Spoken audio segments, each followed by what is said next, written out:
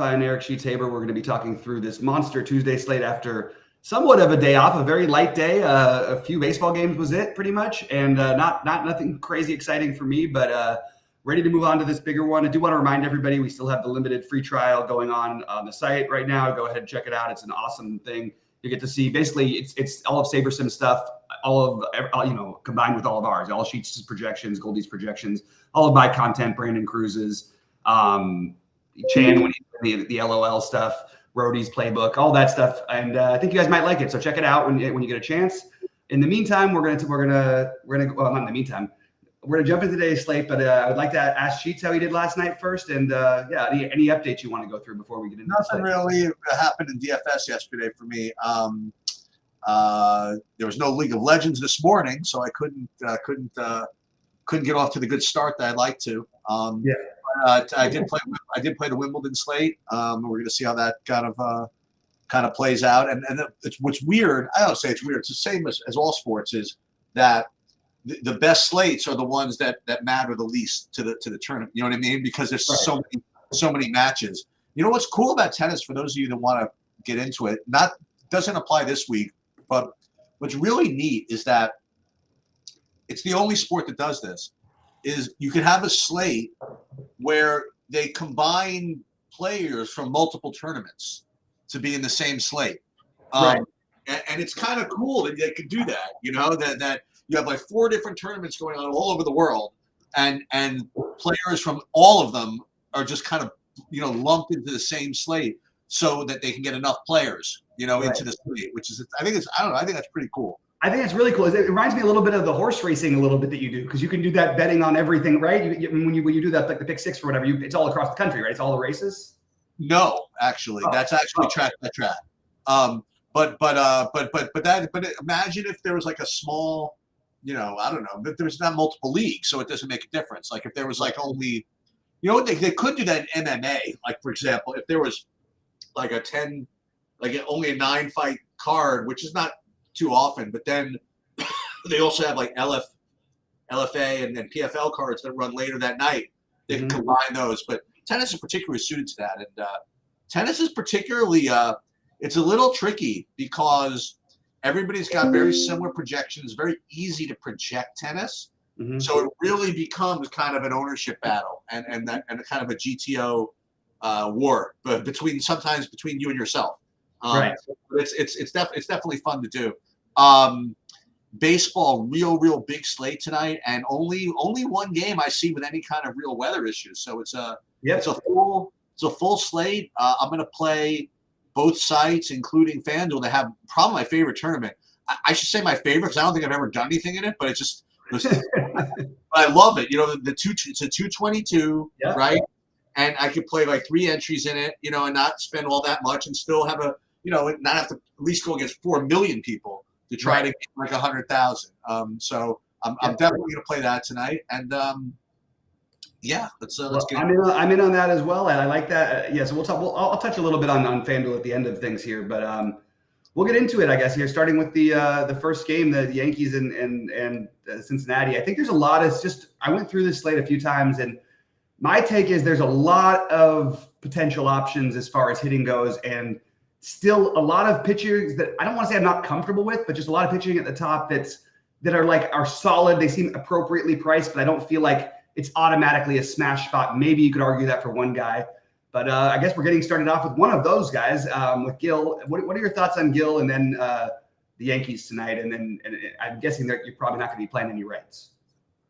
No, but Gil, I like. I have him rated as one of the top pitchers, he fighting my anti-New York pitchers bias. He looks pretty, he looks decent enough.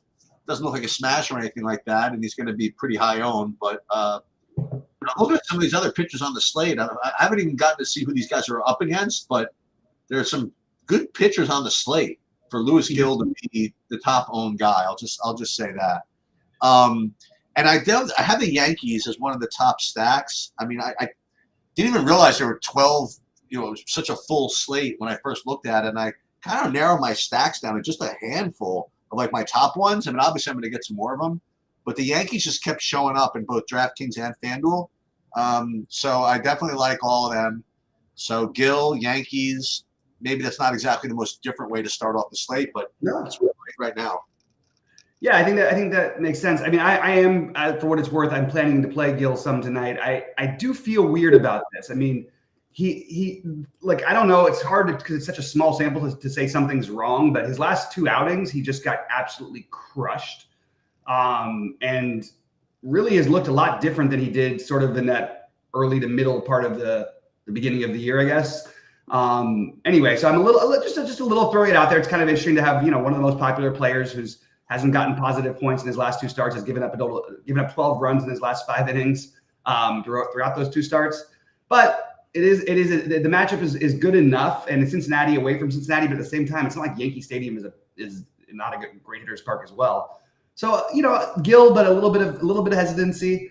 I like the Yankees. They're expensive as always, and they also have some cheap options that make the stacks work. But it's not like the guys you really want to get to are going to be the Judge and the Sotos and whatnot. And I think they're going to be low owned tonight. So I'm good with the Yankees. It's just hard to.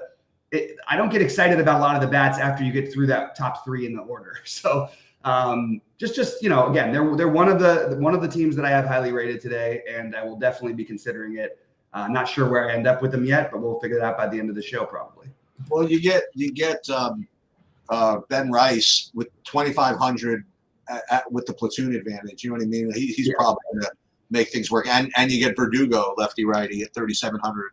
So. And Grisham. Yeah, I didn't even notice that. But yeah, and I. So you can get to the Soto Judge, I think, rather handily tonight if you want. Playing 5-man Yankees, I think people are going to do that. I think that's fair. Yeah. Can you get to them with Shohei? That would be fun.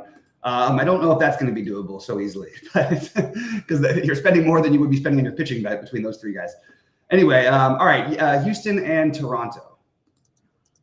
I'm wondering why you said Shohei. Oh no, because I just always think that you put Ohtani is always like the best play on the slate. Like I think he and Judge are always like the guys who everybody tries to go in. I mean, every day it's like nobody else in there. Soto will end up 3% owned, Judge will end up 20% owned, Shohei will end up 20% owned, and they're all the same price range. That's why I mentioned. Right. Yeah. Arrighetti, Barrios, and Toronto, Houston. Yeah, I mean, I'm not really getting to too much of any of these guys. So Arrighetti, he's had some good matchups recently, and he did pretty well with the good matchups. And like you said, I mean, he's young and he certainly has upside just because he's young, among other things. Yeah. But I don't think I need to play him against Toronto. Not that Toronto's that great or anything like that, but I just think they're better options. Mm-hmm. And Barrios, I mean, he's always capable, but again, Houston's kind of tough right now, so I'm not really getting to either of them. As far as the hitting goes, one of those things where there's got to be a name for it, but just pitchers are good enough to keep me off the hitters, and the hitters are good enough to keep me off the pitchers. Kind of like this whole game is probably a pass for me. Yeah, I think we're on the same page here. I do think that if you wanted to get a little bit, like if it was a smaller slate, or if you just wanted to be a little frisky in the lottery, I think taking some shots on Houston isn't the worst idea. But again, there's just so many other places I'd rather go than forcing that in today. So probably going to be just on the outside looking in here. I also don't think there'd be anything wrong, especially if Vlad's out again. I think you could argue for Arrighetti as being a viable option, but I just think there's better places to go on this biggest slate. All right, San Francisco in Atlanta. Yeah, I mean, pass, I guess. I mean, I have Lopez as kind of my, what does this look like, 7th best pitcher or something like that. But it's like a tie, and he's among a group of guys that I wouldn't mind playing, I guess. I mean, it's not one of my top guys, but I guess he's reasonable. And the rest of it, I'm just not interested. I mean, the Braves haven't hit in a long time. They're at home, I guess, but I'm just probably off of this game with the exception of maybe some Lopez. Yeah, for what it's worth, it's nice and hot in Atlanta. It's 87, but there is 10-mile-an-hour winds blowing in from left, and just for what it's worth, maybe that would sway you to, if you were going to play the bats, to go for the lefties. I don't mind the idea of Atlanta. I actually think that there's an argument to be made for Birdsong. It's probably a little too thin, and it's probably the wrong slate. But I do think that they're, the guy never faced him before. There's a chance at 6K differentiating your build and getting some extra bats in is not the worst. He's got a 4.7K prop. It's not the worst. He's got the same K prop that, for example, that Arrighetti and Barrios do, and he's 6K. It's just an interesting idea to get a little bit different. And I think that Lopez is completely reasonable, but I would rather find something else. So everything in this game is sort of like, okay, yeah, I'd probably just rather look elsewhere, but I did want to throw those out there as potential options. I think that it's not the worst in the world, any of those angles on it. All right, next up we have, which one do you have? Detroit, Minnesota. Yeah, I don't. I guess he's more expensive, so I guess there's an explanation. But I don't see why Lewis Gill would have like a higher raw projection than Tariq Skubal. That would be my. That's my first comment, and that's what I'm getting right now. Is I'm getting Lewis Gill with like a point higher than Tariq Skubal. I don't know about that. I know it's in 10.5 is. That's it's obviously it's more expensive, but certainly going to keep the ownership lower on Skubal as opposed to Gill. Like I have only 15% ownership right now on Skubal as far as projection. So I mean I don't know, the guy's humming the whole season. So I have no problem if I playing Skubal instead of Gill and feel pretty comfortable about it. If you want to know the truth, Simone Woods Richardson not really making it for me. And as far as the hitting, I guess really not that much. Again, am I like just looking for an excuse to not play Gill by saying this, or is Skubal just as good of a play? No, I kind of agree with the thinking behind it. I actually been trying to flirt with this today. Like the thing we know about Minnesota is they're much worse against righties than they are against lefties. I'll just grab up the numbers really quickly. They don't strike out a ton against lefties in general, but the Skubal has faced these guys a reasonable number of times, and his strikeout rate in that is about 38%, which is incredible.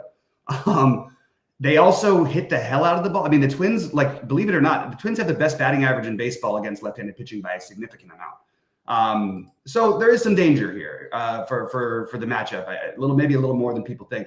For what it's worth, the team I believe so I think that the San Francisco, Arizona, and depending on what time of day you look, and Detroit have the 3 lowest totals on the board. So you'd think that Woods Richardson, just by that logic, would make some sense, and maybe he does. I think he's not a huge strikeout upside pitcher. He's it's interesting though to me. So I don't know what I'm going to do with this. I just know that I have a little bit of interest in both pitchers, and I probably don't get to the Woods Richardson because I want the upside. But I like this Skubal, and I don't know what to do with it yet. The fact that Gill's going to be much higher owned is definitely makes you tempted. But again, I mean, you look at what Minnesota does against lefties. It's like a whole different team that they have out there. Like it's nuts. I mean, they're hitting them like they're like basically as good as lefties as Atlanta was against righties last year. At least in terms of like maybe not as many home runs, but in terms of average, in terms of getting on base and whatnot. So I am a little nervous for the matchup for Skubal. His strikeout prop is lower than I've seen it probably this whole season. But I still think it's worth engaging. Just taking, we'll just take the best pitcher. Let's just do that, So I'm flirting with it. I have he and Gill pretty close, and I'm going to have to make a decision on that a little later today. All right. Next up, we have Philly, Chicago. I always have to ask. I'll tell you right now, there was wind blowing out to left, 10 to 15 miles an hour expected throughout the game. And definitely seems like a little bit of a boost to both teams, and that the total is a little bit higher than it would be if the wind was not blowing out. I think the Phillies are kind of like an elite play today. You have better options that are going to be just much higher owned, I think. And as a result, I mean, I really wish the wind does not pick up. You know what I mean? If it's like 20 mile an hour blowing out or whatever, then this whole thing becomes chalk. It's a little annoying. Mm-hmm. But I don't know. Philly's really good, and get the wind blowing out a little bit against the pitcher who I'm not particularly afraid of. I think they're expensive enough to keep their ownership down. So I really like the Phillies actually. I'm not too interested in the pitching here. Didn't really think about the Cubs too much, but I definitely like the Phillies here. Yeah, and I just want to take a quick second because Pope jumped in our chat. He's in here all the time, and he said he didn't have service at work and couldn't get his FanDuel lineups in before the Houston start. So he only ended up with 10 lineups and a 20 max, and he ended up sweating for 2 hours. But he won he won first place last night. So congratulations to you, Pope. That's awesome, man. Yeah, that's awesome. So this is my favorite game for the hitting. Going back to Philly and Chicago, I do want to point out that Philly it could be a little bit of fool's gold. You are missing their two best hitters by far. With no Harper, no Schwarber, and you're also, because of it, getting a little bit cheaper bats in there. I think that on FanDuel they make a lot of sense too, because they, again, you're only playing 4 of them. They're cheap enough. I think I'm going to go ahead and do it. I definitely am going to go ahead and play the Cubs. I like the Cubs better, but I like both of them a lot. And I will have a lot of exposure to both sides. And I think they're going to have low ownership here as of right now, project low ownership. Now, if the wind and all the talking and everything sways things later, hopefully we'll get a sense on it. My guess is, looking at it right now, this game ends up much higher owned from a hitting perspective than currently is being projected. And I am okay. I am really good with the hitting at even 10% of, if you told me 10% of stacks were playing Philly, I'd still want to be more than that. Told me 10 were playing Chicago, and I don't think it's going to be anywhere near that number. So very, very high on both these teams for me personally. Philly Chicago is probably my favorite game on the slate, in the sense that I liked both sides quite a bit. It's funny. I just did a Saber sim build in the background while we were doing this, and I haven't applied the sims or anything like that. Mm-hmm. And Chicago and the Cubs, Chicago and Philly are two of the highest 3, to say the least. And I'll get to another team in a little bit that makes up the rest of the ownership. But yeah, I guess so. I guess that our take is not going to be particularly earth shattering at the end of the day. No. So we'll see how ownership comes on in. But yeah, I guess both sides of this look very. But it is interesting with a team like Philly, which is a little different than what I noticed with the Dodgers. But it happens with them too. But when you take those 2 top hitters out, people sort of just throw your lineup away, and they just don't want to play the stack that doesn't have the Harper and the Schwarber, where you're getting most of the power from. So I do think that Philly is, today normally would have been much higher owned than they are currently, if they had those guys in. All right, San Diego and Texas, decent pitchers matchup here. What do you like here, Sheets? Yeah, so it wouldn't be a day if I didn't recommend Eovaldi, right? I mean, he never really projects all that great, and I've had mixed results with him. But San Diego without what's his name have been, I think, a pretty pedestrian.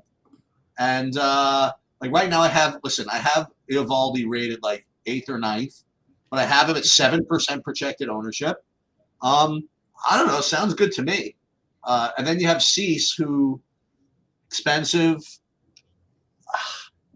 Texas is not the greatest matchup in the world. I don't know if I can do it in my big buy-in, if you want to know the truth, but I could. Dude, I'm telling you, I could certainly get to Eovaldi here. I guess that's my only opinion on this game. Yeah, I mean, I definitely can't do the Eovaldi thing. I just think he's the most overpriced pitcher consistently in this game. I don't know why he's 8,900, why he's not 7,500. What does he do? I understand that there's a history and there's a record and people remember his name and all these things. I just personally, I don't see that this is being a good play at this price. At the same time, could he have a good game? Absolutely. I wouldn't cross him off of a pitcher's list, but I'm certain. Well, maybe I would actually, but I don't know. I just can't do it myself. I think Cease is always in play. I know Texas has not been as good as we expect, or as good as I expected this year. It feels like a good enough matchup for them. I think I have to put Cease in the same just a category, maybe just below Skubal and Gill. But I do think he's a good, he is the upside to where I kind of have to consider him. The problem is it's not like he's off the board. He's going to be really popular. So I'm interested in Cease a little bit, and that's probably where my interest in this game lies. That's pretty much it. All right, Tampa Bay, KC. This is the weather game. Yeah, unfortunately, or I guess fortunately, I suppose this is the weather game. Because I actually in first run am getting a huge amount of Tampa in this. So, and I'd rather not. So I am sort of hoping that the weather kind of just I don't know, just rains the game out, I guess, because I don't know, is Tampa really that good? I mean, I kind of want to play Singer. Yeah. You know what I mean? Like if Tampa's really going to look as good to everybody else as they do to me, and this game plays, I don't know. I've done worse than play Singer at low ownership against not only get low ownership, but now it's also going to be against a team that's going to get ownership. So I don't know. Tampa certainly looks like one of the top stacks on the board, but I don't know. It's just something seems fishy about it. I'm not getting to either pitcher right now. Am I getting to any Kansas City? Yeah, maybe. I mean, Kansas City is actually not. I have Kansas City rated, I don't know, 6th or 7th. I guess that's not too bad. So obviously watch the weather and make your decisions. But I don't know if I can do the full Tampa thing today. Yeah, so I could see all the things being argued for this game. For what it's worth, if it does play 92 degrees again, and I don't know what's happening in KC this year, but like it's like living under the sun. And it's 92 degrees, 11-mile-an-hour winds blowing out to left center. I get it why people are going to want the hitting, and you have the cheap Tampa Bay options, which are names that we're somewhat familiar with. It's, you've got a Rosarena. We were paying $6K for this guy not long ago. You know what I mean? Brandon Lau, we used to pay $6K for that, or $5,500 for that guy. So I think people see it naturally and they just kind of want to do it. But I actually don't mind your take. If it played, I would probably take a shot or two on Singer. We've seen him win people. You know what? We wouldn't even see him win people's slates. We saw he would have won people's slates, but nobody played him. You know what I mean? Right. He's the optimal that nobody had. Right, exactly. So I think that would be something interesting. I think that Kansas City would be a stack that I would go after. I also would have pieces of Tampa Bay, but I would need the weather to be clean. And the first report is pretty bad. So I probably am going to end up, if it's even reasonably close, just staying off of it because there's such a high number of games elsewhere. But I don't mind that idea about Singer a little bit. For what it's worth, like take Singer and whatever Eovaldi, they've got like the same expected, the same strikeout expectation today.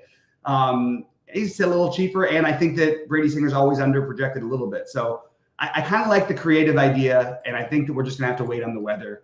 Both of us planning on being here live today, so we'll be able to go over that then, I guess. Well, I mean, you talked me into it. You gave me the full pairing, the Eovaldi and Singer together. There you go. That's we'll see if that game plays. But yeah, we'll see.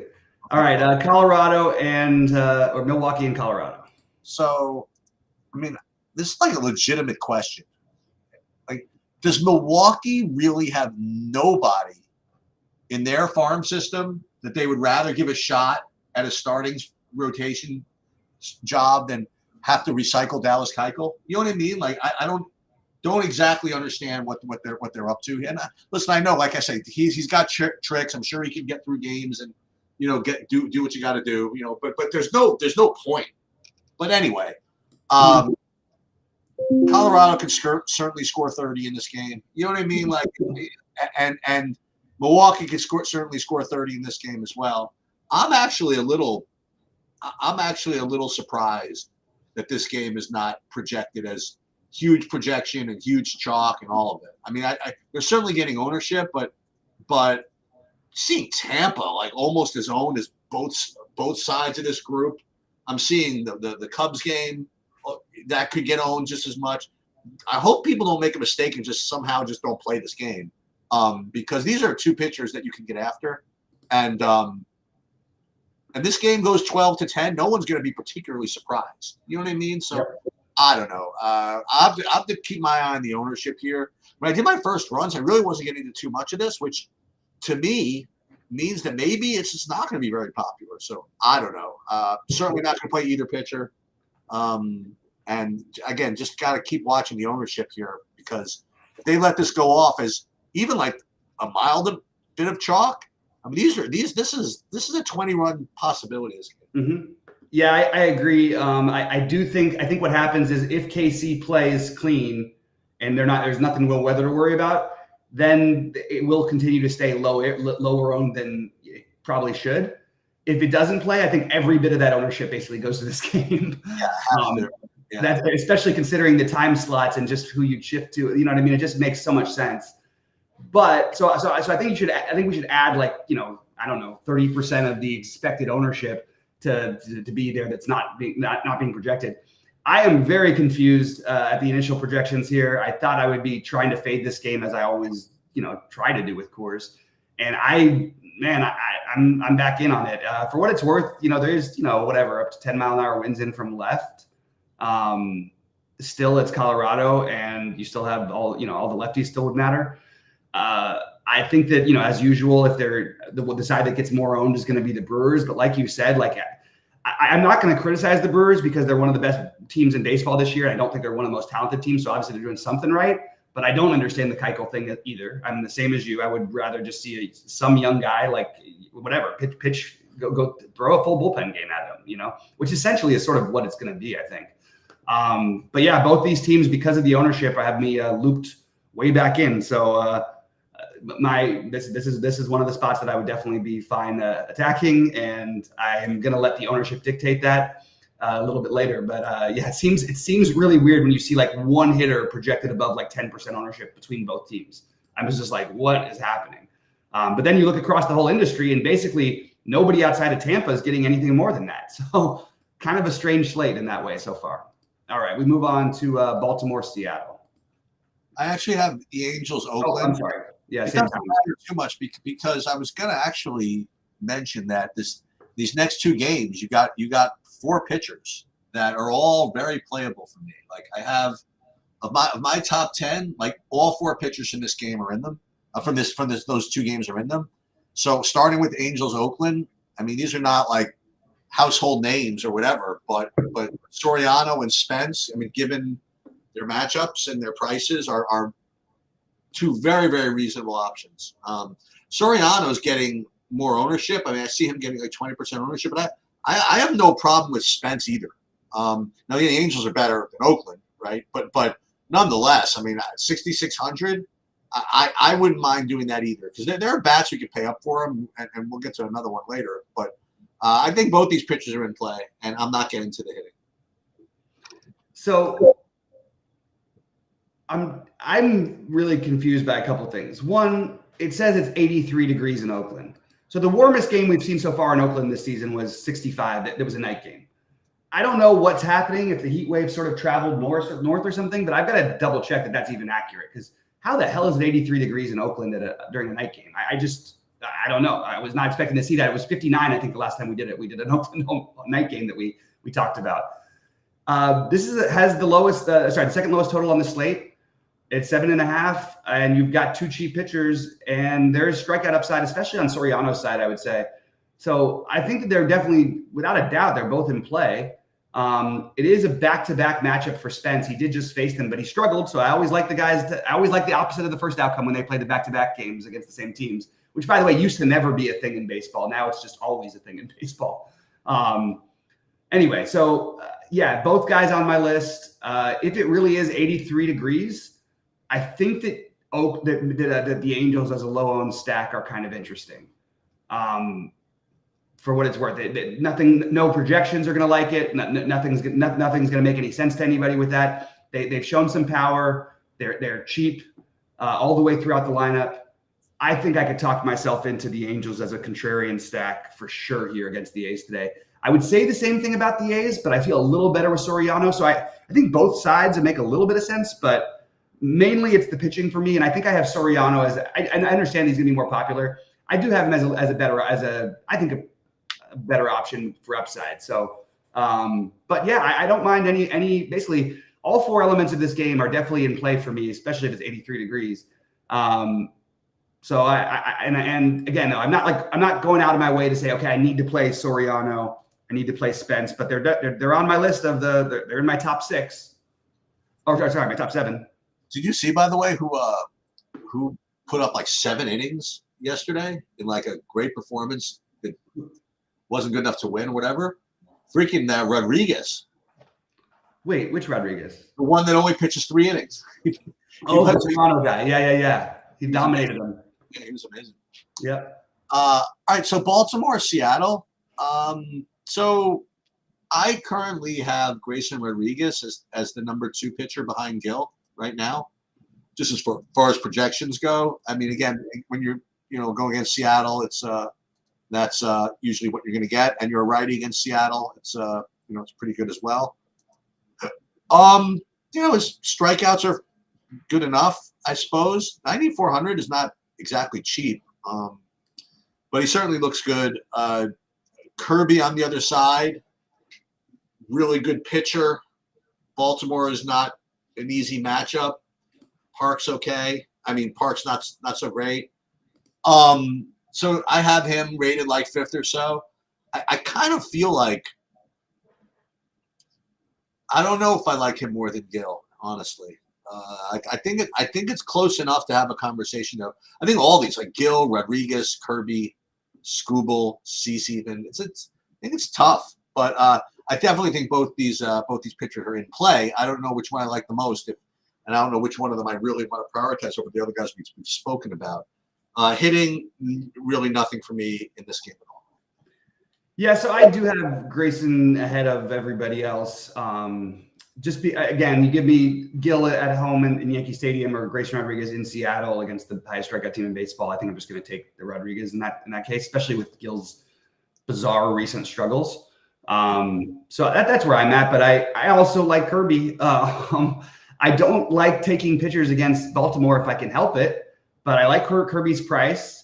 I like that he doesn't get himself into trouble by walking anybody. He doesn't walk anybody, really. He's been extremely consistent. Now, not putting up incredible numbers, but very, very consistent. It's not a fun lineup to face, but if you're going to face him, it's better to do it in Seattle. And so, yeah, I have interest in both these guys, but Rodriguez being the more of the priority for me. Yeah, it's tough with the Kirby thing. I don't know where I'm going to end up on that one because I just hate that taking pitchers against Baltimore, but he's so good, especially at home. I'm probably gonna have some of it. All right, so Dodgers, Arizona. I'll give you a couple of things. First of all, I have the Dodgers rated one of the top 5 stats on both DraftKings and FanDuel.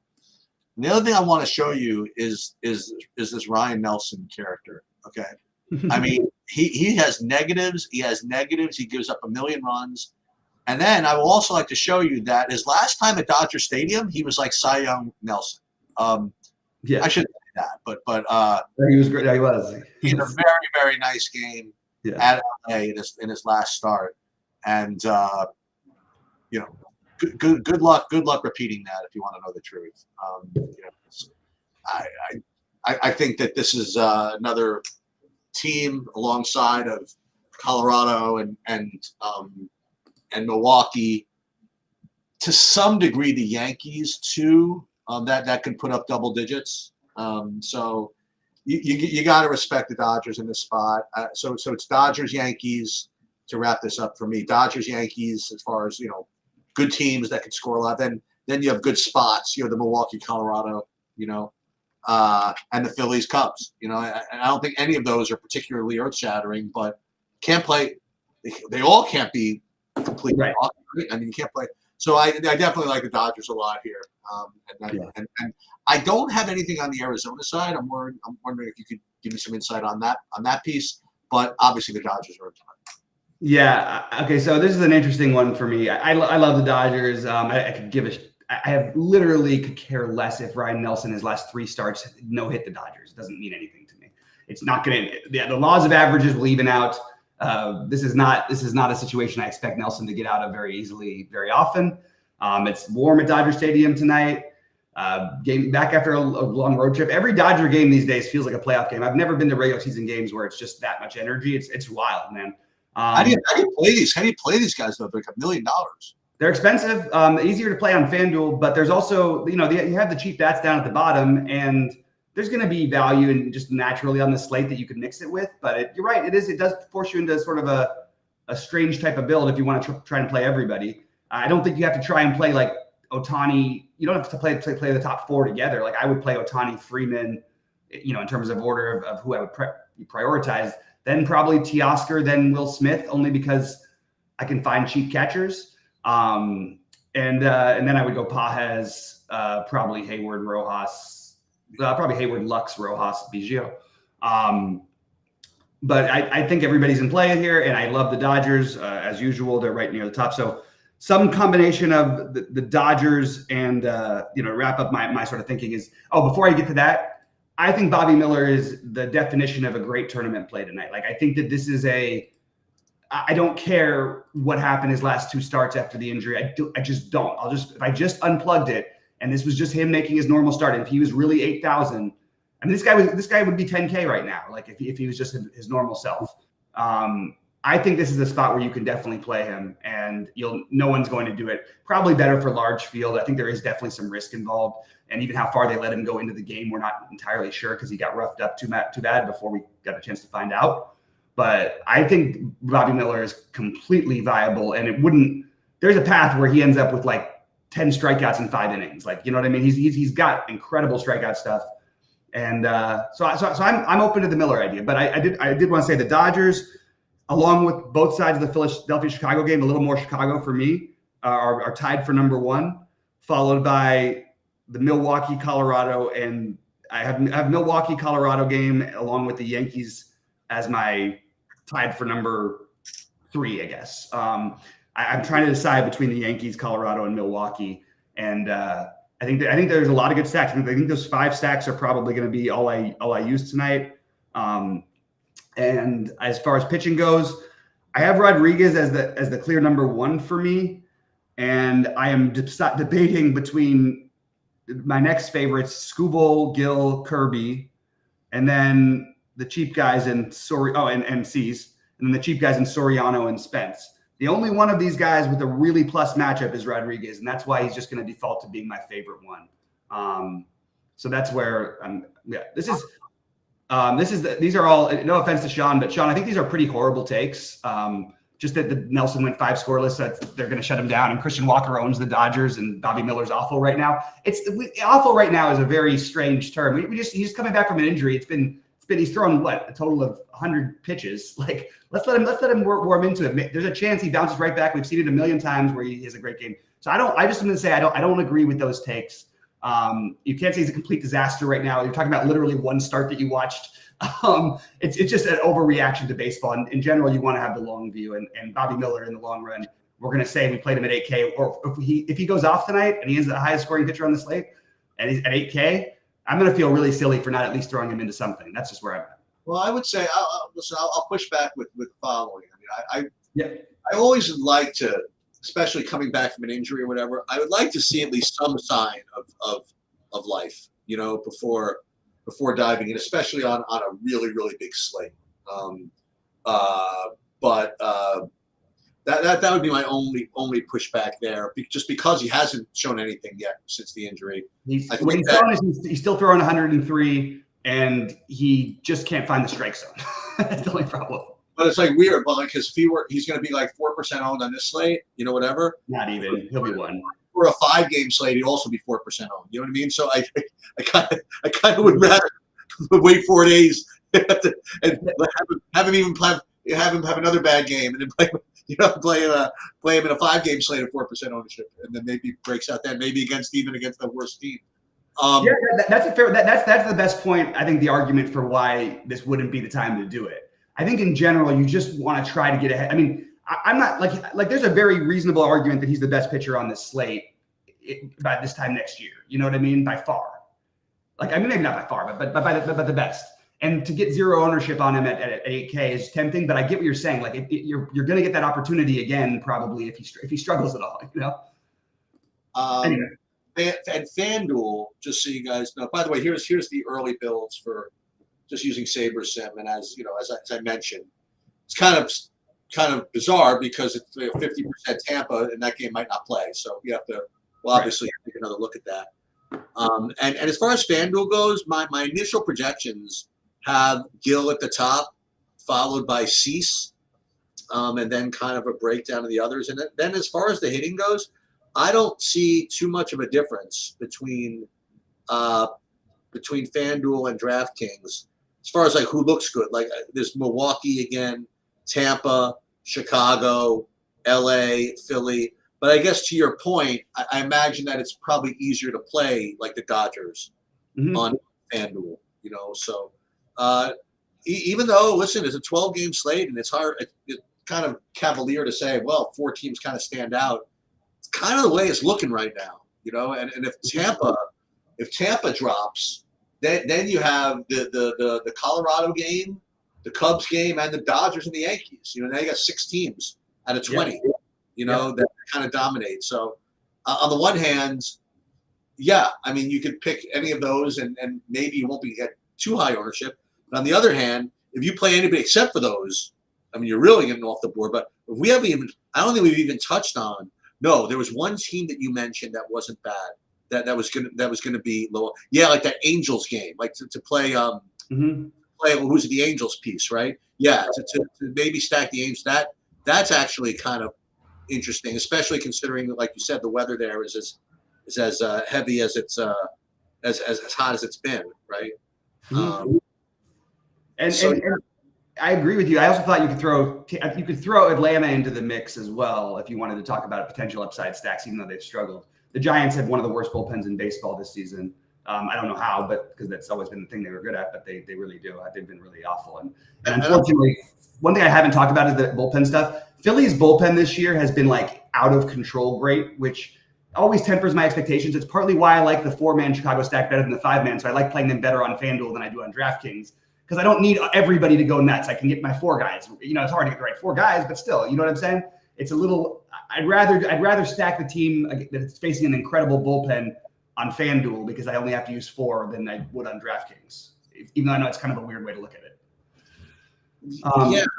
So again, if you guys want to watch this, I'm building a FanDuel one now just to kind of see what the difference is. I just have a feeling that it's just going to let me jam the Dodgers. I